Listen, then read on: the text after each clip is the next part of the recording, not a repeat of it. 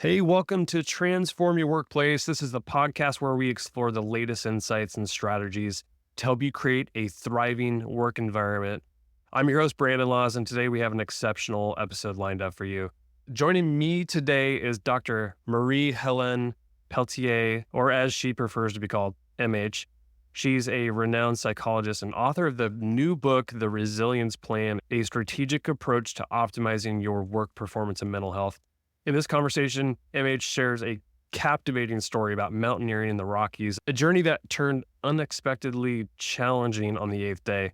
This experience serves as a powerful analogy for understanding how our resilience can wane under prolonged stress and changing circumstances. So we're going to get into why you can't just wing self-care or simply will yourself to be resilient. MH provides a lot of strategies for recognizing the early signs of burnout before it impacts your performance and mental health. So we'll also get into how to become more self-aware and identify your sources of energy and demands and build a personalized resilience plan grounded in your core values. Before we get into the conversation, I want to give a quick shout out to our sponsor, Xenium HR. Xenium offers complete HR and payroll solutions that'll help transform your workplace. So learn more about how Xenium can help your organization thrive at xeniumhr.com. If you found value in today's episode, please remember to like and subscribe if you're not already subscribed to this show, and share with a friend or colleague who might benefit from this content as well. Your support really helps us continue to bring these inspiring conversations like this one, and we've got a lot of good stuff coming, so really appreciate the support. All right, let's get into my conversation with MH.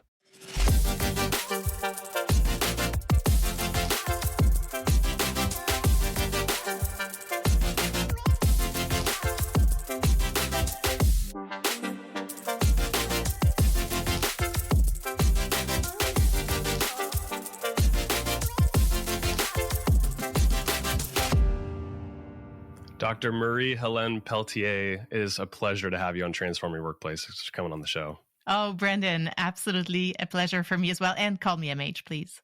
MH. All right. Well, good to have you on. We're going to talk about your book. It's called The Resilience Plan, a strategic approach to optimizing your work performance and mental health. And you open up the book with an interesting story about mountaineering. So you and your partner love to do mountaineering. You went to the Rockies. And how does this relate to mental health, which we're going to talk about today? Yes. Well, in that story, really what happened is we were doing an 8-day trek in the Rockies, like you said, and through this overall 8-day situation, we ended up on day 1 crossing a river that required a lot of planning and strategically deciding how we're going to stay safe and the whole thing, which we did on day 1. And then you'll have to read the story to see what happens. But on day 8, we ended up back at that same river, which turned out to be very different on that day because of snow melting. And also because we were approaching it very differently, being exhausted from now 8 days of walking. And in the end, that very different context, but not recognizing that the context was so different, ended up putting both of our safety at risk. And the reason I tell this story is that the analogy for our work situations as leaders, also as individual contributors, is that when we are in the best possible conditions, like the equivalent of day 1 in that situation, we actually do well. We're resilient, resourceful, in control, connected, all the beautiful things. Where we get at risk is not there. It's on the equivalent of day 8, when we've been facing a lot of demands, and usually, and we'll all relate to this as leaders, they usually come both on the personal and the professional side at the same time. So we're facing all these demands. Our resources are depleted. We stop doing the things that usually would have protected us, all these beautiful protective factors. And that's when our resilience goes down and we put our mental health and our work performance at risk. That's a great analogy. In the book, you also said that you can't wing self-care or will yourself to be resilient. What do you mean by that? Oh, I mean... I like to wing everything. So. Well, and now as entrepreneurs, as leaders, we've had so many times to just rely on whatever is possible in that moment and not ask ourselves too many questions and keep going, right? If we did, we probably would not have moved. However, as it relates to resilience, we tend to make the assumption, and often because we have gone through many situations that were very demanding and we've gone through with a lot of resilience. So we get to a point where we think we are resilient, period, as a person. It's a personality trait.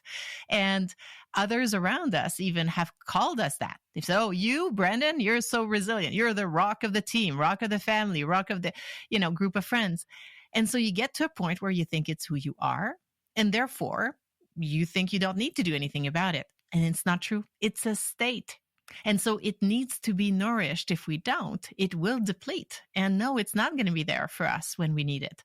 But we do have control over it. There are ways to increase it, particularly if we're taking our context into account, if we're being strategic. How can, you're talking about like entrepreneurs and like high achieving professionals, like how do those folks recognize early signs of burnout before it really starts impacting their performance and mental health, and other people start to like really take notice? This is so important. We love being proactive, don't we? Right? We like to catch trends early. We want to be in control. We know that if we are, we'll have a longer range of time to respond to the challenges ahead of us. That's the great place to be, of course.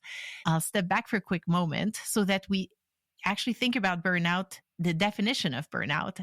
Even though we often assume it means being exhausted, it does mean this, but as per the World Health Organization, it means three things. We're exhausted, yes, and we're also cynical, no hope anything's going to change. And third, it impacts our performance. And the thing with burnout is that it does not set itself instantly. It builds over time. It builds out of challenges in the relationship we as individuals have with our workplace. So the source of the problem is often a combined place in this overall system of us, the workplace, and the relationship between the two. And like I said, it does not set up instantly. What I'm saying is that it builds over time. So before we get exhausted, we're going to start being overextended. Before we're cynical, we're going to be less engaged, not feel the love as much. And before we're having like performance problems here, we're going to have more things and more significant things fall through the cracks. We always have a few things falling through the cracks. That's normal part of leadership, I probably will say. However, there is a line. Like we're starting now to send proposals to the wrong clients. Okay, this is not the usual falling through the cracks situation here. It has impacts on the company, our brand, the team, whatever. But here's the thing. High performers will disregard these signs. They will tell themselves, oh, it's normal. It doesn't matter. Keep moving, head down. In some ways, we're disregarding an opportunity to be self-aware. If we did listen to these things, if we said, no, wait a second, that level of being overextended is more than my usual ups and downs of being a bit tired. I'm now further down. And it's not the end of the world to recognize this. It actually allows you to take action more proactively. But that's how we get into the trap. The signs are there. We disregard them. MH, are there strategies for becoming self-aware around these things bubbling up when it comes to our mental health? Yes. If you've already implemented meditation in your life, you're already more self-aware because that's part of what you do. If you're not these days or haven't, or you've tried and you've said, not for me, meditation, like many high-performing people tell me, my first response to this is no, it's for everyone. You have a brain, you're a human, therefore it is also for you. You need to change the success criterion. It's not about having your brain really calm down and slow down. Yes, that's the ultimate goal. But right now did you do the practice? Did you try? And that's the criterion you want to use. So meditation is a great way to do it, in addition to adding a whole list of benefits for you. You'll react better to others. You will be more creative, which in your types of roles you need, right, to solve emerging problems. So highly recommend that one. I'll give you a very concrete, if meditation is still not for you right this second, it's some form of paying attention, really.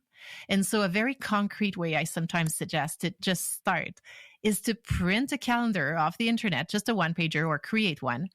Post it somewhere you visit every night, where you brush your teeth, for example, And every night, just rate on a 0 to 10 scale, 10 being highest level of energy, 0 is you didn't get out of bed. So, what was your level of energy today?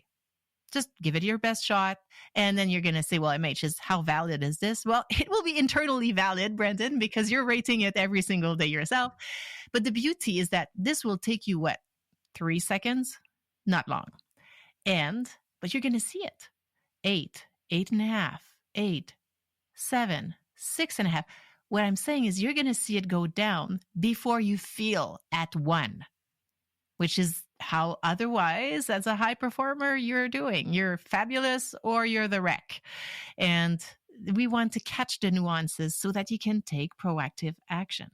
In a couple of the responses you'd mentioned, like a lot of entrepreneurs and high performing people, they're like a rock. And then you just mentioned a wreck. And in chapter 2, you highlight the importance of like understanding that no one is a rock or a wreck, but rather on a continuum of mental health. So can you elaborate on like how this perspective can help professionals better manage their mental health? Yes, it will connect with, most leaders would have heard or read about emotional intelligence. And one of the core components of emotional intelligence at the basis of it is that self-awareness.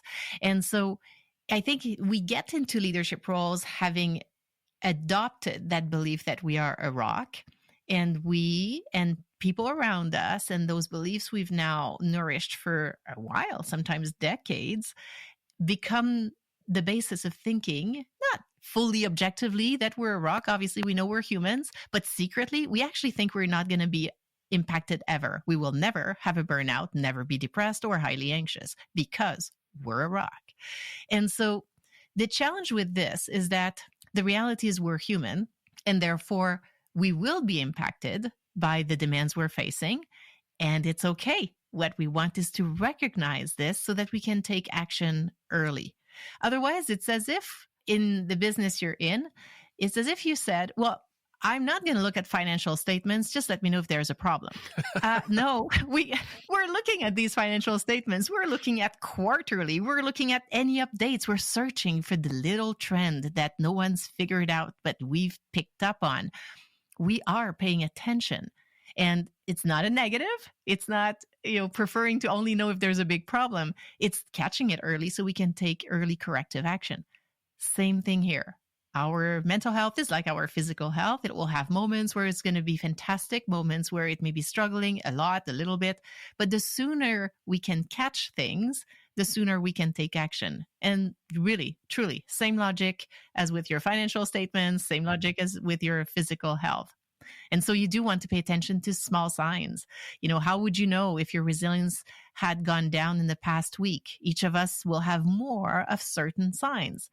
For a lot of high performers, they'll be more impatient. They will make decisions in different ways than they used to. If they tend to step back and think, now they're fast. If they tend to be fast, now they're undecisive. You'll see changes in sometimes your concentration. You used to read something and quickly gets in. Now your face is in front of it and nothing goes in. You need to read it 4 times, and even then it doesn't. So it's listening to these signs. In one of the chapters, you open up with a story about your son. I think he's 10 and he was playing a game. I don't know if you knew they were playing a game at the time in your car, but I think the friend had said, "I'm depressed." And I think you were caught off guard a little bit. But once you found out what they were actually doing, you related it to like being aware of your mental health. So maybe unpack that story a little bit and how it relates to this conversation. Yes. Yeah, that was an interesting story. In short, just so we're all on the same page, what had happened is, yes, Alex was fairly young at that point, but not super young. He had a cell phone, point is. And so, but he was at the back of the car with one of his friends, and I was driving both of the kids to our place. And then, initially they're just singing out loud and just, I could hear them, and I'm driving. And kids being kids. Right. And at some point they get silent, and, I'm driving. And then the friend says, "Oh, I'm depressed." And so I'm driving and I'm thinking, okay, he's talking to Alex, so I'm just going to, let that happen. But I'm getting ready to put my mom psychologist hat on, didn't get in there. And Alex responds, "Oh, that sucks." I'm like, okay, that's empathic. That's, that's cool. And then the friend says, "Oh, I'm good again." And I'm like, okay, Hmm, weird, weird. right? How, like, what's going on That's there? fast. And then I look at the back, and they're both on their phone. And Alex, after all this, explained it to me. But they were playing that game similar to that board game Life that some of us have played. Only it was on their phone, and on the electronic version, you can see the impact immediately of some of your decisions on things like mental health.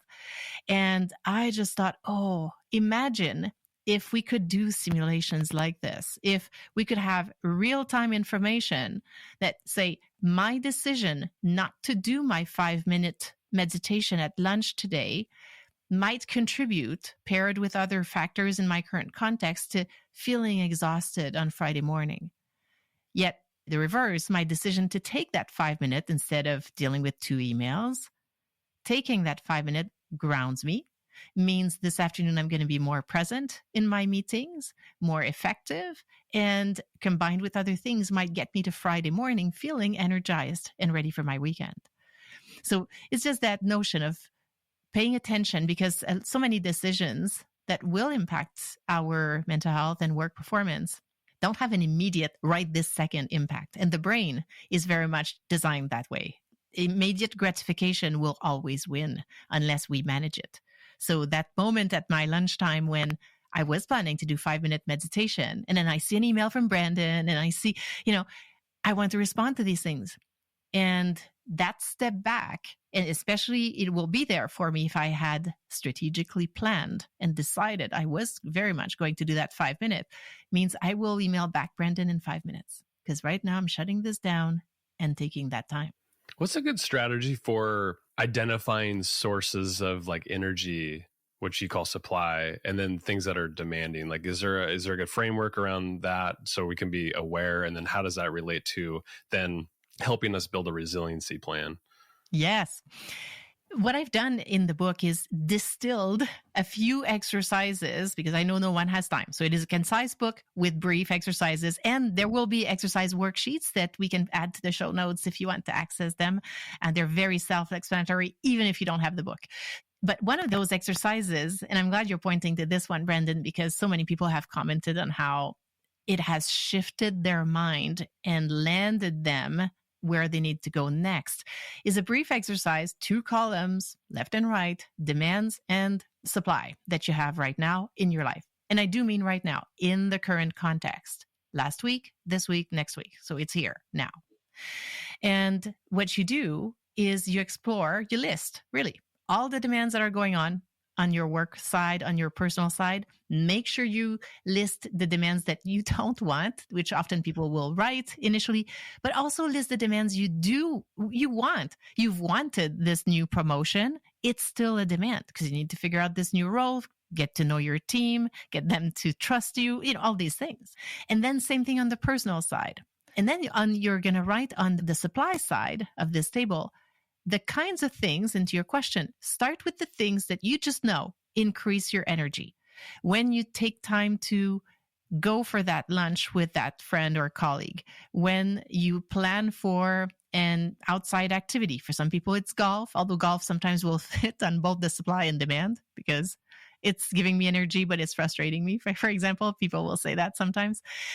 You're listing on the supply side everything that you know, knowing yourself, that when you do this, it gives you energy. For some people, it's an artistic endeavor. If they spend 15 minutes writing, painting, playing an instrument, it just settles their brain in a way that nothing else does. Wonderful. Now, having said all this, we know from research on resilience, and we all have heard these things from our time in the pandemic, that there are categories of actions that for all of us will increase our resilience. So the top 4, and you'll know them, is exercise. And within exercise, we want cardio, strength training, and meditative type activity like yoga or meditation. Our nutrition, very strong impact on our psychological health, very fast also. And research is mostly looking at Mediterranean type diet there. Sleep, 7 to 8 hours, time with people we enjoy spending time with. These are the top 4. There are others: time in nature, volunteer work. If you are a spiritual person, investing in your spirituality. So there are these various categories that we know from research will make a difference. So this overall exercise, you're listing your demands, you're listing your supply, and realistically, not what you hope or wish or plan to do, but what you're actually doing. Because again, I'm catching often my high performing people who will say, oh, I go to the gym. And I'll say, great. How many times in the past week? And they'll say, well, the past week was different because it was very busy. So then it does not go on the list. Right? And you can see how now that we're getting a very realistic, factual look at this, it leads already to some changes. And you pair this with another exercise on your values, which we usually do prior, you start seeing the misalignment and therefore the opportunity to align even better. And that's what guides, that's now putting us on our path to our strategic resilience plan. I'm glad you brought up values. How do personal values influence how we would create our resilience plan? Core, critical. It's similar to say if we were in a full business context over here and you and I had a great idea for something to do within our team, within our organization, we've got this new great next service. Would we just say, hey, we've got a great idea, let's launch it? Or would we say, okay, we have a great idea, let's see how it connects with the values we've set out to bring in our organization, as well as what is going on in the market in terms of forces that could impact our implementation, forces now and in the future. We would do all this, right? We would connect it to our values as an organization and to what's going on in the market. Same thing here. As we're creating our strategic resilience plan, you want to start from your own values. Otherwise, it will become yet again a list of to-dos. We've all had this. To do things to feel more resilient. But we don't have time. So the only way for these to become meaningful, impactful, is to connect them with our unique values. Then it connects with, like we said, meaning, purpose. Some people call it their why. And that now gives a whole new lens to the decision to possibly breathe 5 times more deeply when you wash your hands, as opposed to just letting your brain do whatever. I'm giving deliberately this very simple example because this is what I mean by creating a strategic resilience plan that works. It's not massive goals that are impossible to reach. It's actions that we can take now in our context that we can build from at the next iteration. And they are doable. And that's what changes everything. MH, what are a few strategic pillars you recommend professionals focus on to enhance their resilience? And why are you talk about pillars in the book, like why are they so important for the plan? I use that because they connect with that analogy of, again, in the business context, if we're planning to do anything, whether it's launching a new product or service or something else, a new initiative, we will go towards building a strategic plan there. These strategic plans will usually have 3 to 5 pillars, strategic directions. They will have tactics within each of them. So same thing here. We want 3 to 5 directions of where we're going to invest with actions for each of them. Now, to your question, what do I recommend? Well, I recommend making it personal to you. Yeah, I'll give you makes sense. examples. I know, but I'll still be friendly and practical here and give you examples of often what high performers find themselves needing to pay attention to in their pillars. For some, it's a pillar on health, really investing in actions because they value it. They know they need it and they have not yet found a way to bring it. Sometimes that's health. Sometimes it's relationships. And not everyone, of course, but everyone will have their own values. Many will value relationships. And often if we're in leadership roles, we value some degree, some form of relationships. Yet often the relationships on our personal side will be something we are willing to let go of or not invest in or delay or put to the side to prioritize something on the work side. So sometimes there's a pillar relationship and with actions there. Sometimes there's a pillar with better assessing time. A tendency for many people is to underestimate how long it takes to do things, which means we stress ourselves out more than we need to. We are late, or we're extremely stressed on time, but we pay a price to manage this. Sometimes it's assessing time differently. Sometimes it's boundaries. So it will, again, vary very much from person to person, and also each of us over time. Just like in any strategic plan, the plan we have today may need to evolve in 3 months, 6 months, or most likely a year. What does a strategic resiliency plan look like when it's completed? And do we share it with other people? Like, is it, or is this, stay private and we execute on it in silence? Like, how does this all work? That too will depend on the context. I can give you an example of someone, and it happened organically, but turns out to be a very beautiful story. What happened is, so when you write a book, that's my first, probably only book, Brendan, but when you write a book, as it turns out, you can do workshops to test the ideas of your book and the exercises and all. So being forcing myself, actually, it was not a naturally open-minded, oh, great, I'm curious. I was scared and thinking, oh my God, am I going to do this? I did. And so people signed up, got to the workshop, did the exercises, provide the feedback, the whole thing. One of the people in this workshop was a woman leader from the East Coast. And a few weeks after the workshop, she emails me and says, I need you to come and do this workshop for my team of leaders. Can you travel and come and do this workshop? Oh, okay, great. Yes, doing that. So we planned for it. Turned out to be a few months down the road. So a few months down the road, I get there. I meet her in person because that workshop initially was virtual.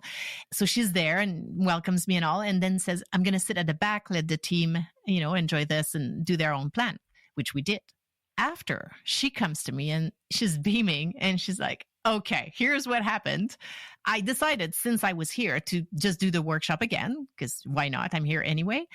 And she says, I realized that the plan I had made 3 months prior had now been implemented, and I was ready for a new version of this plan so that I could update what are my goals now? What do I need from a strategic resilience perspective now that these other pieces have become part of what I do?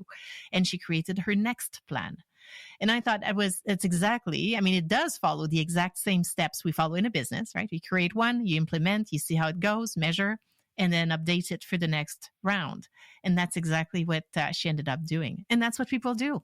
And that's exactly what needs to happen. And the beauty of this, it's a framework that is relatively simple to use first time, whether you've done strategic planning before or not. I've had lots of feedback because it's so instinctively logical. You create the steps, you'll get there, you'll have your plan, and you can evolve it. And back to, the other piece you were mentioning, the communication, especially if you're around others as you're shifting some of the things you're doing. Yes, it can make great sense. Number one, to help them make sense of what are you doing? Why is Brandon now working from the kitchen table as opposed to his office? For example, I'm just inventing.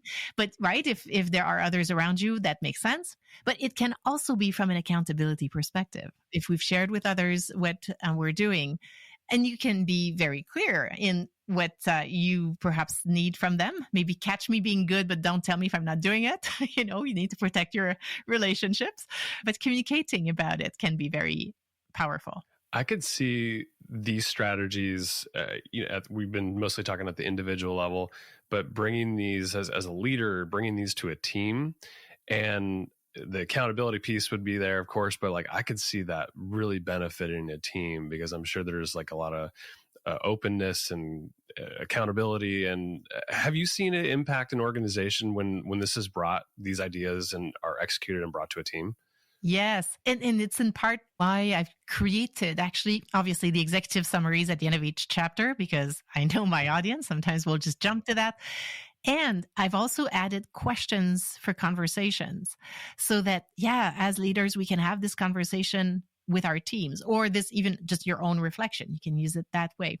But yes, the reality is that the ways in which we build resilient organizations, an organization is a system. We have individuals, teams, and the overall organization. And we want to pay attention to all these levels if we're going to increase resilience overall. And it's interesting, my book has been named by both Forbes and Inc. magazine as one of the top 5 books to read for yourself as a leader. And one of them was saying specifically, have your team read it. And I thought, oh, that's exactly what I was hoping for the book, because even though I have focused this book, yes, on us as individuals within this system, very clear on that. However, even when the challenge is in the broader system, the culture of the organization, the maybe less healthy leader we have right now, for example, we still here as individuals have a lot of control, a lot of agency, and we do want to increase our individual resilience as much as we can to handle all this. And as we do this, we will bring an even better self to our teams, which means we can have the conversations about how can we improve our resilience as a team here. And that can be brought up by the leader, but it can be brought up by any of us. We're members of the team. We're influencing it. You can mention, I've listened to this podcast with Brandon, and that was this conversation about team resilience. Is there a way we can perhaps talk about how we can improve our resilience as a team, which will follow a very similar pattern, looking at what kinds of challenges might we have moving forward, what are strengths we could invest in even more, and in which areas, maybe 1, 2, or 3, could we grow a bit more specifically in the next little bit. MH, I really enjoyed this conversation. Your book is called The Resilience Plan, A Strategic Approach to Optimizing Your Work Performance and Mental Health. Great job on the book. And I do appreciate at the end of each chapter, there are questions, and probably great for a book club or a team workshop, like whatever. But I really appreciate this. I encourage people to go check it out. Where do you want people to connect with you at or learn more about your work? Yes, I can learn about that, everything I do, theresilienceplan.com.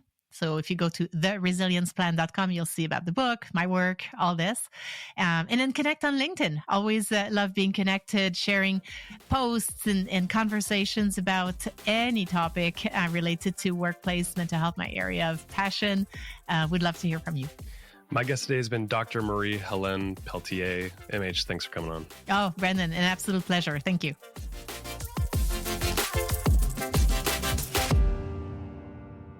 Hey, thanks so much for tuning in for today's episode of Transform Your Workplace. The content on this show is strictly for general information and educational purposes only, so that you can go transform your workplace in a positive way. The views, thoughts, and opinions expressed on the show are the guest's own and don't represent the views, thoughts, and opinions of either Xenium HR, the sponsor of the show, or me, the host, Brandon Laws. Additionally, Xenium HR or myself, Brandon Laws, doesn't endorse any guest, their business, or any organization they represent, so discretion is advised. We encourage you to work with a trusted advisor to find a custom approach that fits your organization's needs. Thanks for tuning in to today's episode.